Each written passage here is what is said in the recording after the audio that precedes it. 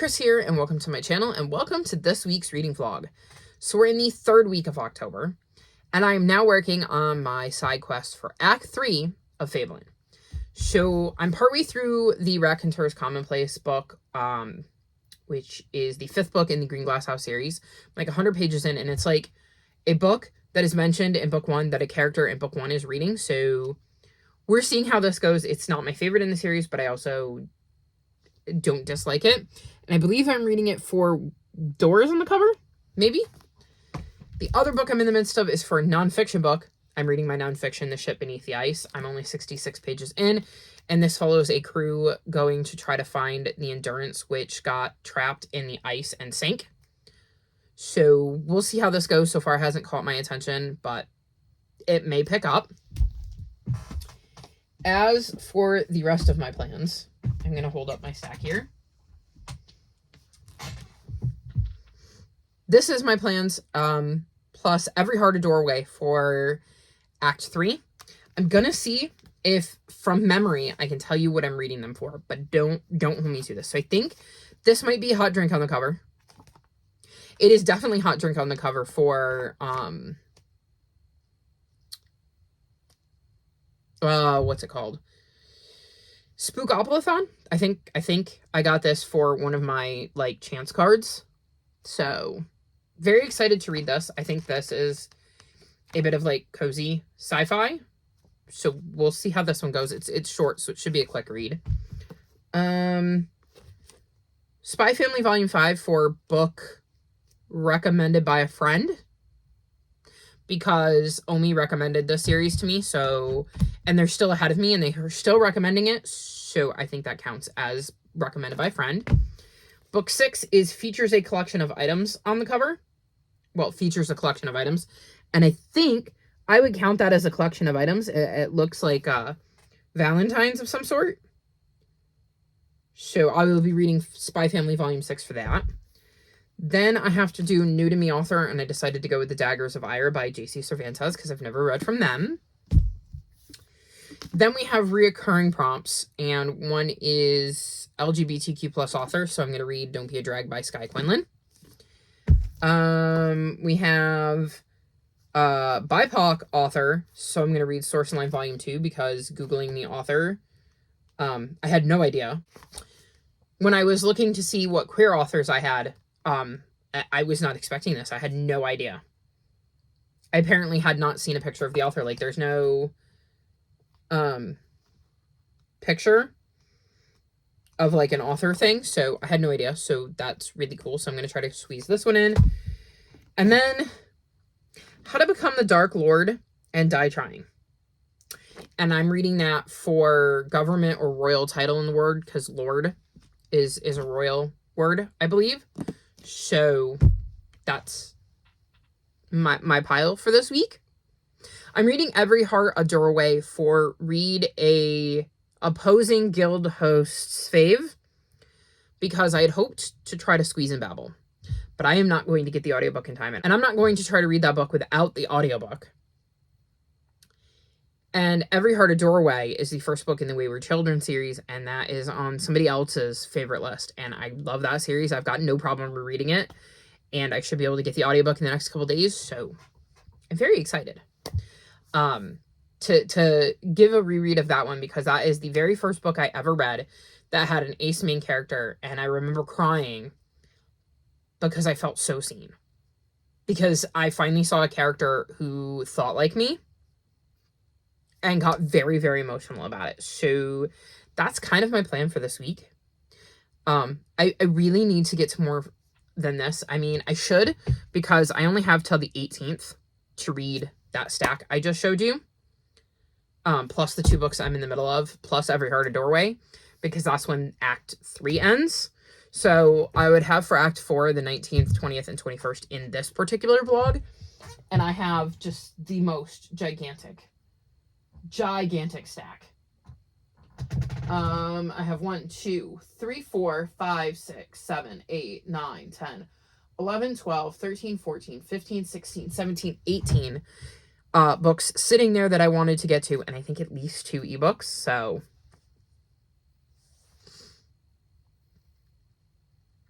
it's going to be an interesting end of the month. We're going to see how much I can get done, though. I'm feeling like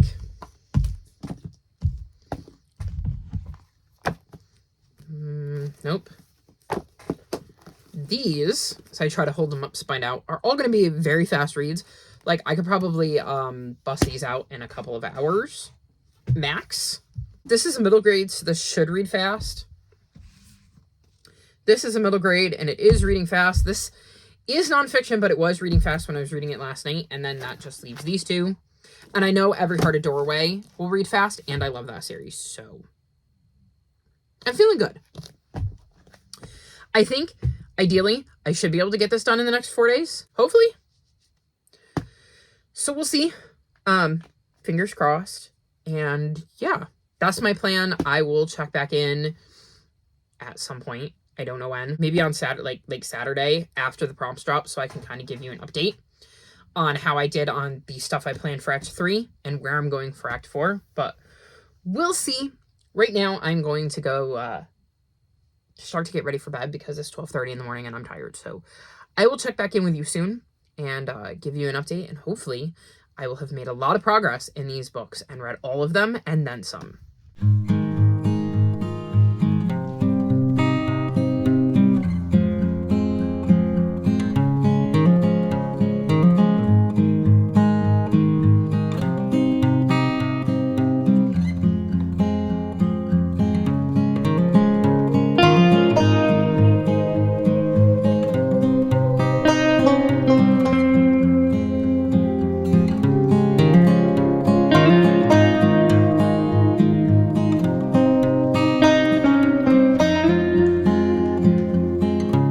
So it is officially the 22nd, which means it's time to wrap this vlog up. I did not check in this week. I had really good plans to, but I'm a One Direction fan, and one of their members died on Wednesday, and I have not been okay. Not even close. I'm still not even close to being okay, so I just did not want to be on camera. I did manage to sprint. I think it was on Sunday. And then I filmed a video today announcing phase out. So if that seems a little bit off, that's why. And I may be a little bit off in this clip, and that's why. Because I'm not okay. Anywho, I'm going to dive into this giant stack of books. And if it's not my most eloquent vlog or check-in or whatever, and if you notice that I seem to be a little bit fuzzy on the details, it's because I may have remembered a lot in the moment, but right now my brain is in a very different spot, so some of the details may be a little bit fuzzy for a while. They're in there somewhere, I promise. It's just not necessarily the thing that's at the top of my mind, so bear with me here. The first book I'm going to mention is that I read How to Become the Dark Lord and Die Trying, and I gave this 3.75 stars. This follows Davi, who is supposed to be like the chosen one, and she goes on this quest to save everybody, and then she dies. She wakes back up at the beginning again, and she's done this well over 200 times when we meet Davi, and is like, okay, I'm done. I'm done being tortured. I'm done being killed. I'm done dying these gruesome deaths. I am going to say, forget this whole hero thing, and I'm going to become the Dark Lord. Instead of trying to defeat the Dark Lord, I'm just going to become one. And so we see her journey to do that. This book is very, very different than I thought it was going to be, but not necessarily in a bad way. I gave it 3.75 stars. I had some laugh out loud funny moments in this. I will say that as somebody who does not like spicy romances, I prefer mine to be bland, on the bland to spicy scale. This had a little bit more spice than I was expecting, and we definitely get spice from the brain of the character. She has these like footnotes at the bottom where we get a little bit of insight outside of what's going on in the scene. And so we sometimes get to delve into her head in a way that you wouldn't normally in books because it doesn't really fit with the scene. So I thought that was intriguing. I'm invested in the story. I had a fun time with it, and it was a book that gave me a laugh at a time when I really, really could use some, so I definitely appreciated the fact that I had this to pick up because I knew it was supposed to be humorous, and it did. It definitely connected with me like that. I don't like it as much as some of the other reviews I've seen, but I definitely did enjoy this and would want to keep reading, so at some point I will definitely pick up book 2. So next up, I read The Stranger in the Library, and I gave this 4 stars. This is, I believe, book 11 in the Lighthouse Library Mystery Series, and this follows Lucy, who is a librarian at a library that is housed in a lighthouse. In this one, there is this art show that's coming to town, and Lucy and the rest of the librarians put on a art history kind of show, which includes some reproductions of famous paintings, and one of them ends up going missing. While trying to solve the mystery of that, she goes to the actual art show where the keynote speaker, like the introduction speaker who's supposed to kick off the show, doesn't show, and they end up finding a body in, I want to say like a lake, but I could be wrong. I would look, but I don't have the book on me. It was overdue from the library, so I've already returned it. Anywho, so basically she's dealing with where did the speaker go, who stole this reproduction that isn't worth anything and why, and who is the person that killed somebody, and aren't any of these things connected? I enjoyed this one. This is definitely one I read at a fuzzy moment, so some of the details have already fled because I wasn't retaining them. Like I said, I was enjoying them in the moment, but like retention is a little bit harder. I did enjoy trying to figure out the different mysteries and how they kind of crossed over and went together. I think the mystery I was most interested in is who stole a reproduction and why, and that is definitely the one that I remember the most about now. So this was a good mystery in the series. I just feel bad that I read it at a time when my brain is struggling. So I enjoyed it, but I don't have much more to say because a lot of the details have already fled my brain for elsewhere. 2 books I do remember reading are volumes 5 and 6 of Spy Family. I gave volume 5 4.25 stars and volume 6 4.5. This follows Twilight, who is a spy and has to go on an undercover mission to get close to this guy, and the only place this guy shows up is at his son's school. So he's got to find a way to infiltrate the school, and the way he does that is by creating a family. He adopts a little girl who he does not realize can read minds, and convinces a woman to marry him and kind of pretend to be his wife, not knowing she's an assassin. So hilarity is ensuing in these books because the little girl knows everything, and it is interesting watching her try to balance the fact that, you know, her dad, for all intents and purposes, is a spy whose mission depends heavily on her, and her mom is an assassin who feels like that's the only thing she is good at. And I just really, really enjoy this series. These books were not 5 stars like the first couple. There is one thing that has been happening in the books that I'm not a fan of, and that tends to knock it down. And I believe it was definitely more prevalent in book 5 than it was in book 6, hence the ratings. I've heard from Omi that some of these do dip a little bit. They almost feel like filler. So I'm not expecting all of them to be amazing 5 stars, but I'm still enjoying the read. And I'm very, very curious to continue to see how this mission plays out and see what kind of antics everybody gets up to given the circumstances they found themselves in. So I'm still very much enjoying this one, and I remember the details of this because I read these before Wednesday, I believe. My days are all blurring together, y'all. Next, I'll mention I read The Ship Beneath the Ice, and I gave this 2.75 stars. So this follows a story of Menson Bound and his journey to uncover the Endurance. The Endurance is a ship that was sailing in the Antarctic, got stuck in the ice, and the crew had to abandon the ship and try to survive on the ice. And the ship sank, and nobody's been able to find the ship, so he sets out to find said ship. My problem with this one is there is a lot of, you know, February 7th, we sailed this little minor thing happened. February 8th, we moved this far. This little minor thing happened.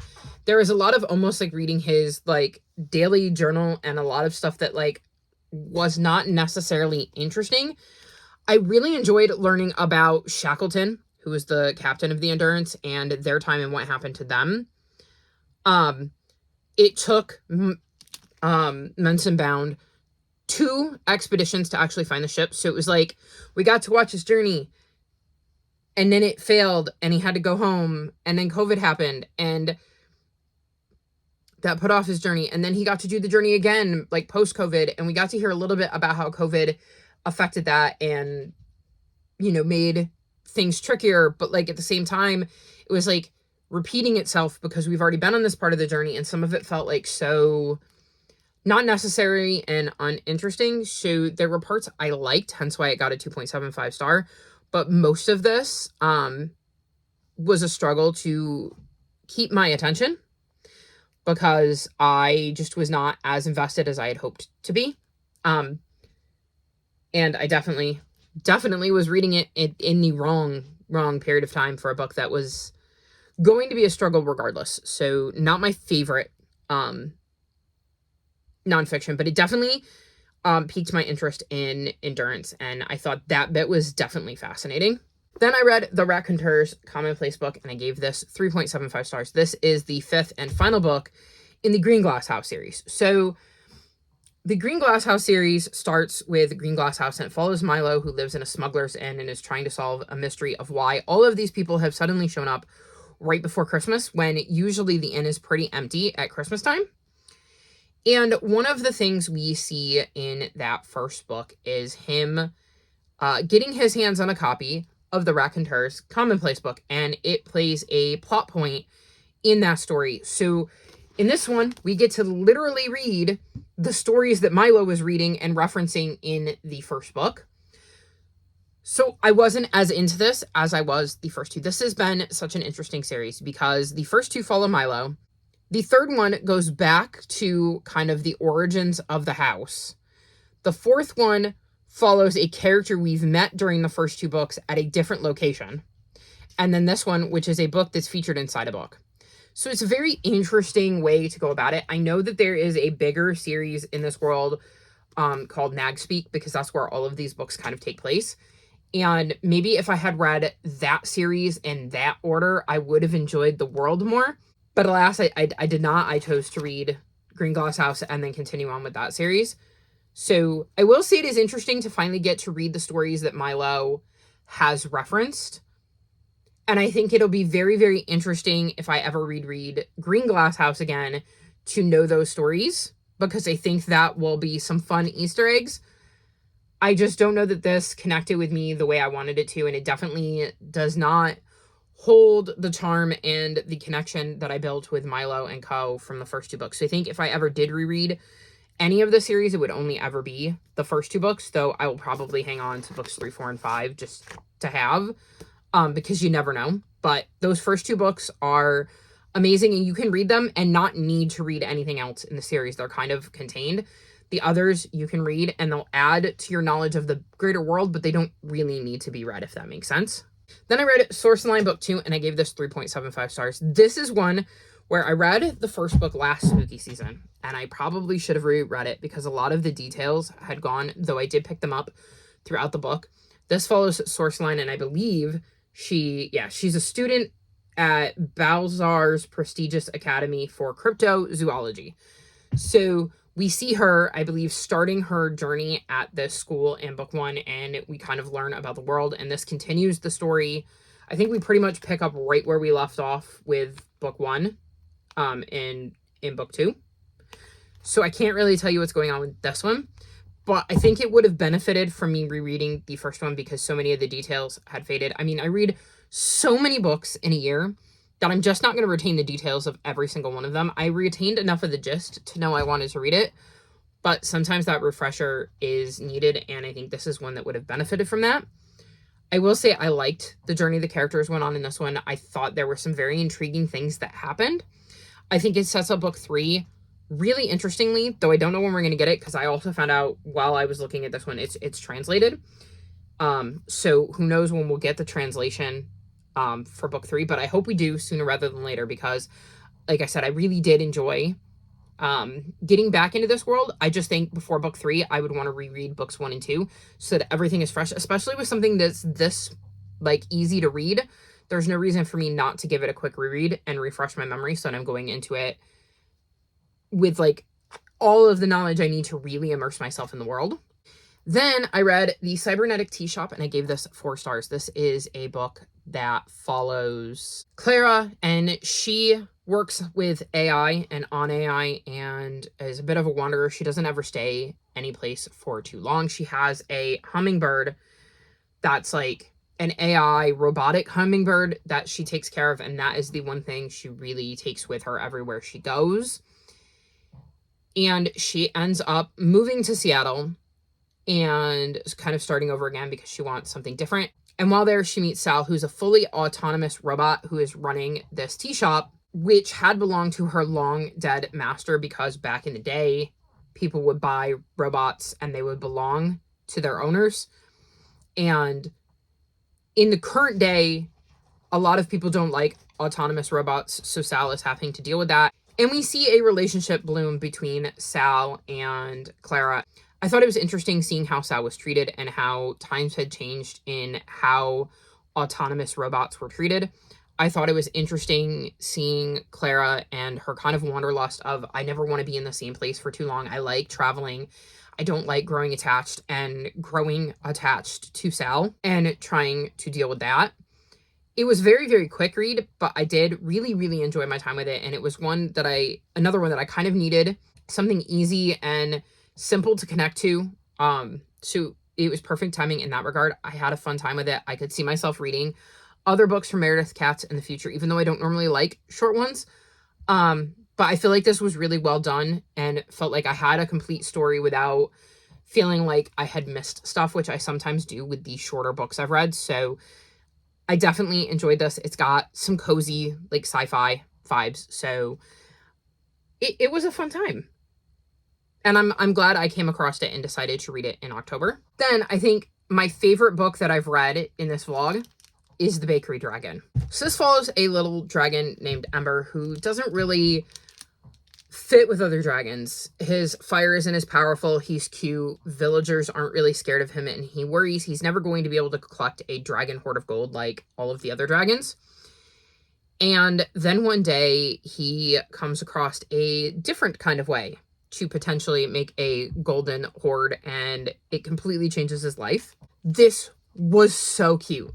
I really, really love this. It, again, children's picture book, so fast read, but like, look at how gorgeous the art is in this one. It's just so pretty. Like, so pretty. Given that it only says Devin L. Kurtz, I'm going to assume that it was written and illustrated by them. And I just fell in love with the story. It's another one that was like a good read at a good time. Ember is so cute, and I loved seeing his little journey and falling in love with him and watching him grow in this little picture book. This is one I'm very highly considering getting one of the little ones in my life for Christmas because it was just so cute and so fun. And like I said, the art is so pretty, and I love this. I had a really, really, really good time with this. So I would highly recommend this if you have little ones because it is a very, very fun book about a dragon who is just trying to figure out a way to kind of fit in. Then I read The Daggers of Ire by J.C. Cervantes, and I gave this 4 stars. So this follows Esme, who has an older sister and a father, and her mother recently died, and her dad has been struggling with her mom's death. They are descendants of one of the 4 big original witches, and one day she finds a spell that could, how is it worded? A heart spell in a forbidden Grimorio that could maybe help her dad dealing with his grief. Unfortunately, before she can really try it out, all of the witches she knows disappears and magic disappears. So along with her best friend Tiago, they set out to find one of the original witches, as this is the only way they can bring back their loved ones. Unfortunately, they also have a witch hunter on their trails. So it's not going to be as simple as go find one of the original witches. Also, nobody has ever seen an original witch, so Esme and Tiago have no idea where to start. I enjoyed this one. I thought it was fun going on Esme's journey with her. I thought she was a very strong main character. Like, we see that she is dealing with grief from losing her mom and trying to navigate having chaos magic. So her magic is a little different than her sister's, and she is struggling with that and could really use her mom. She needs her dad, and he's not present because he's dealing with his own grief, and we see how that plays out and plays into the greater story. This is the first book in a series, so I'm very, very curious to see where it goes because I think there is so much potential with this world. I really liked learning about Esme's magic and seeing that journey with her best friend. And there is a character they meet during their journey that I would love to see more of. So I'm very interested in where the series goes, and I would love to read more of it. I had fun with this, and I think it was a very solid start to a series. And yeah, I'm very curious to read more of it. And then the last book I finished is The First, which I gave 4.25 stars. So this is the sequel to The Last, which is the first book in the Endling series. And this follows a Dairn named Bix, who in the first book watches a bunch of her loved ones and her colony be wiped out and fears she is the very last Dairn on the planet, and that makes her an Endling. And we kind of see her journey searching to see if she is actually an Endling and if she can find any other Dairns. And we see her journey continue with other characters that she met in the first book and kind of picked up along the way. I think that this is another one that would have benefited from me rereading the first book. Even though I love Katherine Applegate and usually her books stick with me, this one for whatever reason didn't. And I think this is one that would have benefited from that reread of like, okay, what was going on in the first book? Because I remembered the basic premise of it, but a lot of the side characters, I was like, okay, who are you and how do you know Bix and how did you get here? So that created a slight problem, but by the end of the book, I was invested. I don't think this is my favorite Katherine Applegate by any stretch of the imagination, but it definitely had a lot of the things I liked. I liked the friendships that Bix has and how they had to work together on this quest. I liked seeing her grow as a character because I think we do see a lot of growth from Bix throughout the story. I also like how it ended. I feel like it has set up that final book in the trilogy extremely well. And I look forward to getting to that in the month of November. It's on my November TBR. So I'm going to finish up this trilogy. And it is definitely one I see myself rereading. And I think it'll be interesting to see upon reread, if I read it closer together, how having all of the details from the first book will change my rating of the second book. Because I feel like it will change when I have all of the details. Also, timing. That's not all I've read. I am in the middle of 3 books. I picked up An Old Murder in Mayfair, and this is the next book in the High Society Lady Detective series. So we're following Olive in the 1920s. And an old school chum invites her to her grandmother's house because her grandmother fears for her life, or at least that's what she's told Olive's friend. She's also made the grandmother out to be a bit off her rocker, but when Olive meets her, she finds that the grandmother is completely sound, very sharp, very witty, and she just kind of sends Olive on her way. I haven't gotten to it yet, but apparently she's going to be at some sort of party, and during a party game, somebody is going to die, and Olive will end up investigating. I'm only on page 82, so we haven't really gotten to that point yet, I don't think. Unless it happened right at the end of the last chapter, but I don't think so. Yeah. So we'll be getting there. I don't really have much to say about this one yet, although I do like the setup and I like the interactions we've had between Olive and the grandmother because I think that's interesting. So far, so good with this one. Then I picked up For Love or Money by Sophie Ryan. This is the, I don't even know what number book in the Second Chance Cat mystery series, honestly. This follows Sarah, who owns a secondhand shop and has a cat named Elvis that has an interesting ability and has some friends that are of a older age who have kind of set up a private detective agency out in the back room of her shop and call themselves Charlie's Angels and end up investigating different crimes. In this one, she's spending time with a friend and a dog, and the dog ends up leading them to a body in a storm cellar. And they quickly realize that this body happens to belong to somebody who is believed to have died a couple of years ago. He was a sticky-fingered financial advisor who swindled millions from investors. So he's kind of been presumed dead, and they're trying to figure out, how did he get here? How did he fake his death? And who knew he was really alive and ended up actually killing him? So far, I'm on page 143, and I'm enjoying this. I love being back with Sarah and the crew and seeing how they're trying to solve this crime. I love being back in this familiar world. I'm very, very curious to see where this goes, so I'm looking forward to finishing that in next week's vlog. And then the last book I started, and will absolutely be the first book I finish in next week's vlog, is Rick Riordan's Percy Jackson and the Olympians, The Wrath of the Triple Goddess. And I am on page 133. Y'all, I love this series. I love this series so incredibly much. It is so nice to be back with Percy and Co. This is exactly the book I need right now, given everything that's happened, and it just feels like slipping into like your favorite warm, cozy clothes, the ones that might be a little bit full of holes, but they're like soft and well-loved, and not to say that this is full of holes or anything, but just that like comforting feeling of coming home to like friends. And I'm having so much fun. There's been so many laugh out loud moments. I love this crew, and I think it is definitely up there. It is one of my favorite series ever. I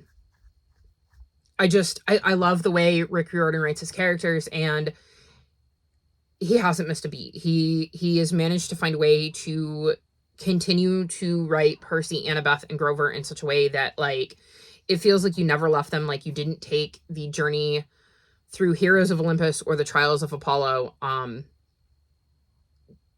It feels like this is just the natural progression of everything they've been through. Like, it's amazing, and I'm so glad he decided to write it, because it is really, really what I need right now. So I'm absolutely loving this, and this is absolutely what I plan to read. Even though I'm in the midst of these two, I would rather not pick them up. I just want to read this one. So this is my plan. This will be where I start. So definitely will be finishing this next week, and it's feeling very 5-star. Also, check out those sprayed edges. We have really, really cool end papers.